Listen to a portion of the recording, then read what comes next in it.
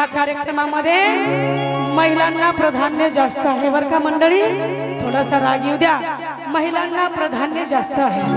तुम्ही दोघींनी डान्स केला पाहिजे असं ताईंचं मत आहे बरं का, है की नाही. म्हणून बारीक झालं पाहिजे घुंगरू, बारीक बारीक झालं पाहिजे ना. हा बाईक पिचली माझी